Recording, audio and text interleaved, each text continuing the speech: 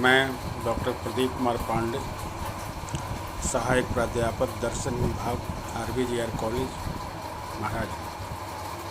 तो आज मैं नीति शास्त्र विषय पे अपना व्याख्यान दूंगा और आपके साथ चर्चा भी करूँगा। नीति शास्त्र व्यवहार का शास्त्र माना जाता है। नीति शास्त्र को अंग्रेजी में एथिक्स कहा जाता है। एथिक्स लैटिन शब्द इथोस से बना है। इथोस शब्द का अर्थ लैटिन में परंपरा, प्रचलन, रीति रिवाज, आदत के साथ लगाया जाता है। पुनः नीति शास्त्र को मोरल साइंस भी कहा जाता है। मोरल शब्द में मोरल शब्द जो है वो लैटिन के मोर्स से बना हुआ है।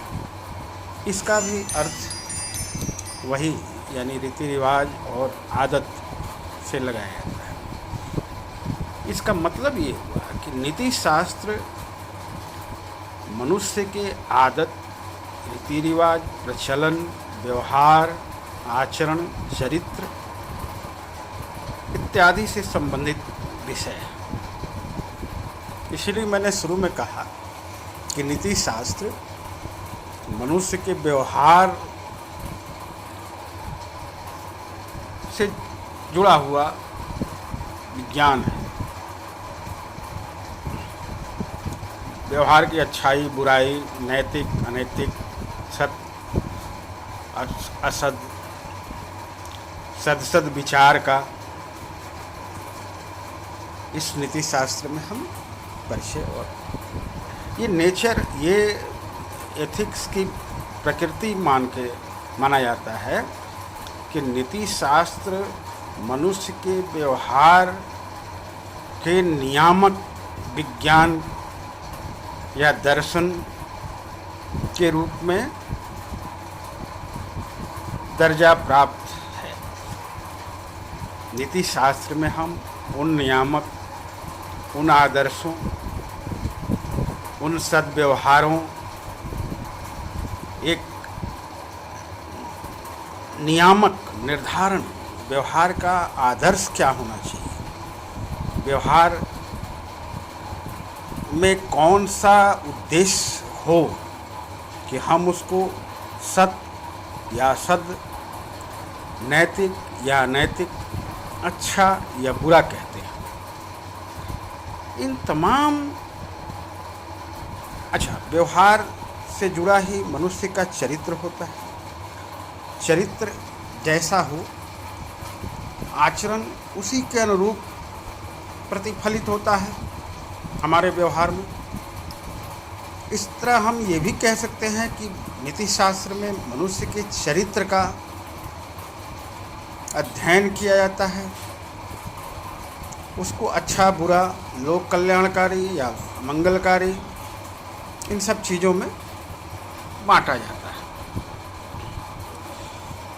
चरित्र में संकल्प सन्निहित होता है, वो शामिल होता है। जैसा हमारा चरित्र होगा वैसी के अकॉर्डिंगली, उसी के अनुसार हमारा संकल्प भी होता है और उस संकल्प की वजह से ही हम दैनिक जीवन में या इस जगत में किसी उद्देश्य के लिए कर्म करते हैं या प्रवृत्त होते हैं और हमारा व्यवहार उसी के अनुरूप निर्धारित होता है।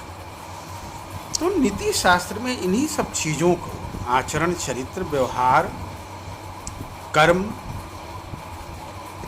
इत्यादि चीज़ों का नियामक किया जाता है, निर्धारण किया जाता है। नीति शास्त्र एक ऐसा विषय है जो इन सब चीज़ों का अध्ययन करता है और अपने निर्धारक भूमिका की वजह से वो इनका अच्छे, बुरे, सद, असद, नैतिक, अनैतिक आदि वर्गों में इनको बांटकर मनुष्य के लिए परम आदर्श या परम मंगल की स्थापना करता है।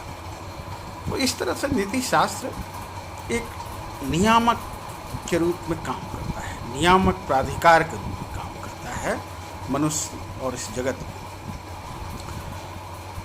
अच्छा, यहाँ एक कन्फ्यूजन होता है कि चूँकि मनोविज्ञान भी व्यवहार से जुड़ा हुआ है, इसलिए कभी कभी ये प्रश्न उठाया जाता है कि मनोविज्ञान और नीति शास्त्र में क्या अंतर है।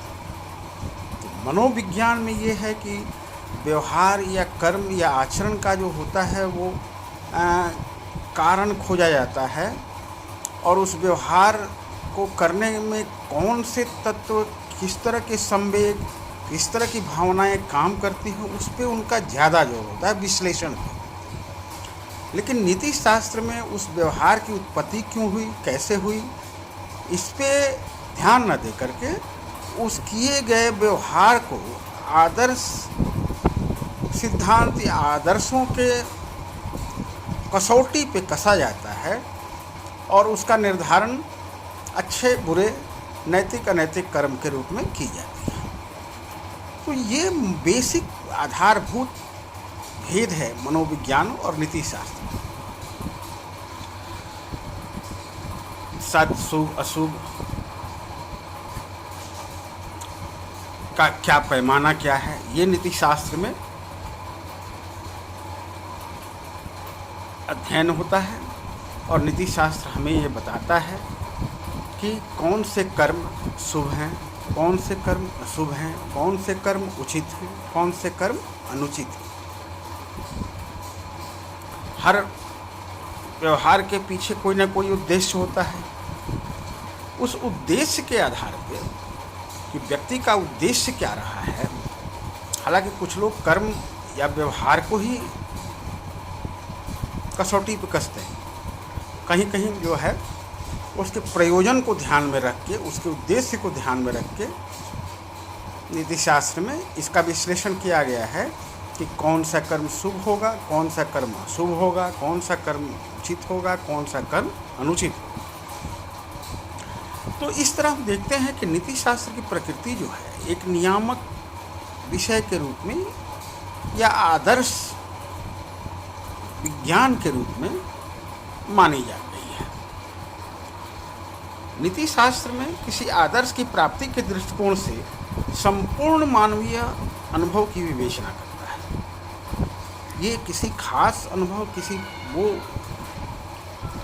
मानवीय व्यवहार के आंतरिक संकल्पों तथा प्रेरणाओं सहित मानवीय कार्यकलाप से नीति शास्त्र उस सीमा तक एक विज्ञान है जहाँ तक एक आदर्श अथवा मानदंड की तुलना में मानव व्यवहार के पर्यवेक्षण और व्याख्या के ऊपर निर्भर है। वहाँ तक तो ये विज्ञान है, लेकिन नीति शास्त्र प्राकृतिक विज्ञान नहीं है। इसका संबंध मानव व्यवहार की प्रकृति, उत्पत्ति और विकास से नहीं है। यह मानवीय कार्यों की किन्हीं नियमों के द्वारा व्याख्या नहीं करता। नीति शास्त्र का संबंध मानव व्यवहार के स्वाभाविक रूप से न होकर उस रूप से है जैसा कि मानव व्यवहार को होना चाहिए। यह मनुष्य के कार्यों के ऊपर नैतिक आदर्श की तुलना में मूल्यपरक निर्णय देता है। इसका संबंध तथ्य सूचक निर्णय से नहीं बल्कि मूल्य सूचक निर्णय से है। मैंने कहा ना, इसमें तथ्य के आधार पर विश्लेषण नहीं करके एक मूल्य और आदर्श जो होता है उसके आधार, उसकी कसौटी के आधार पर किसी व्यवहार या आचरण का मूल्यांकन किया जाता है। तथ्य सूचक निर्णय वस्तु स्थिति बतलाते हैं, जबकि मूल्य सूचक निर्णय यह बतलाते हैं कि क्या होना चाहिए। मूल्यपरक निर्णय समालोचनात्मक निर्णय प्रकार के होते हैं। तो इस तरह से ये प्राकृतिक विज्ञान से इनका इसकी भिन्नता है। प्राकृतिक विज्ञान तथ्यगत निर्णय, वस्तुगत निर्णय देता है, जबकि नीति शास्त्र में मूल्य सूचक निर्णय होते हैं। अब प्राकृतिक विज्ञान में का संबंध तथ्यों से होता है। उसमें वो तथ्य वस्तु स्थिति का अनुसंधान करते हैं और प्राकृतिक घटनाओं पर कैसे क्या होता है, क्या नियम है, कैसे चल रहा है, इन सब चीज़ों का वो विश्लेषण करके और कुछ नियम विधि विधान या कैसे क्या है उसको दुनिया और जगत के समक्ष रखते हैं। लेकिन नीति शास्त्र में इसमें मूल्यों का निर्धारण होता है और उन मूल्यों के आधार पे व्यक्ति के व्यवहार, आचरण, कर्म या का शुभ अशुभ, उचित अनुचित, नैतिक अनैतिक वर्गों में इसका निर्धारण किया जाता है।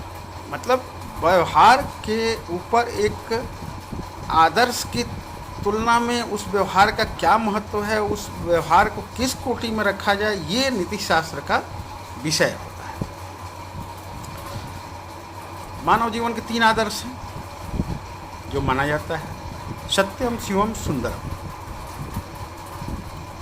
इन तीनों आदर्शों का मनुष्य के अनुभव में सर्वाधिक महत्व है। इनका संबंध हमारे जागृत जीवन के 3 पहलुओं ज्ञानात्मक, क्रियात्मक और भावात्मक से है: सत्य, शिव, सुंदर। सत्य ज्ञान से, शिव क्रिया से और सुंदर भाव से। ये 3 हमारे मानव जीवन के सर्वाधिक मूल्यवान चीज़ें। सत्य के अनुसरण से संलग्न सामान्य अवस्थाओं से न्याय शास्त्र का संबंध है, तर्क शास्त्र का। सौंदर्य शास्त्र का विषय सुंदर वस्तुओं की दृष्टि से उनका कलात्मक मूल्यांकन किया जाता है, वो शिव सुंदर वर्ग में आता है। परम कल्याण के अनुसरण के लिए जो उचित है उसको निर्धारित करना नीति शास्त्र का कार्य है।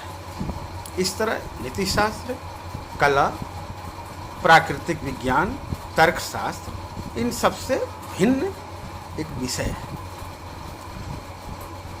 नीति शास्त्र का व्यवहारिक जो प्रैक्टिकल साइंस है उसको व्यवहारिक विज्ञान के रूप में हम नहीं मान सकते। विज्ञान हमें जानना सिखलाता है।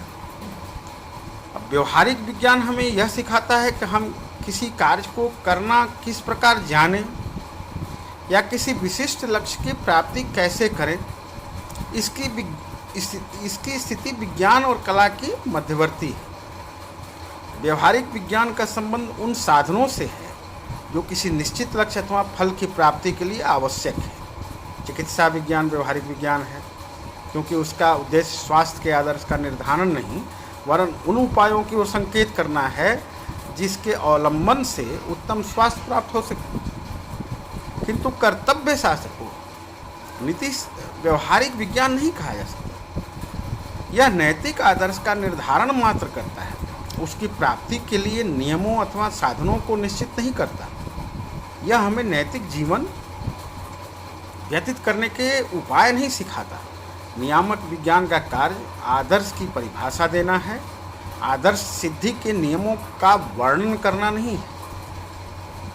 सौंदर्य विज्ञान नियामक विज्ञान है, यह सौंदर्य के आदर्श से संबंधित है।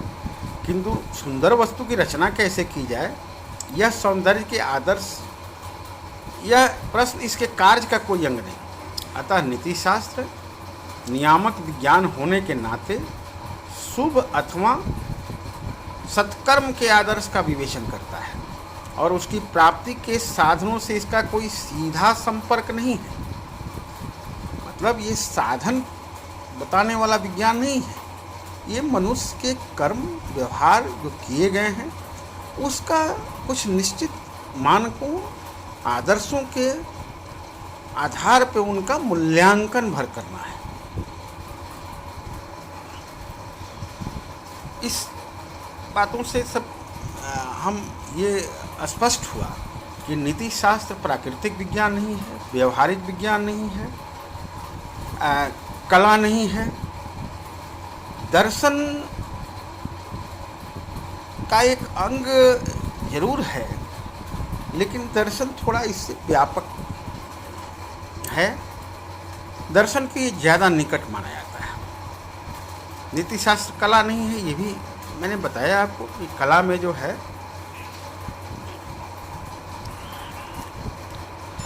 सुंदर या हम व्यवहार की कला की तो कल्पना नहीं कर सकते। विद्या की कोई भी शाखा हमें नैतिक जीवन की कला नहीं सिखा सकती। कला में कुछ विधियाँ, परंपराएं होती हैं जिससे कि हम सुंदर वस्तुओं की रचना कर पाते हैं, लेकिन नीति शास्त्र हमें हमारे व्यवहारों पे एक किया गया निर्णय है, अतः इसका कला से भी विभेद है। नीति शास्त्र में हम मानव व्यवहार, मानव क्रियाकलाप, मानव के आचरण, चरित्र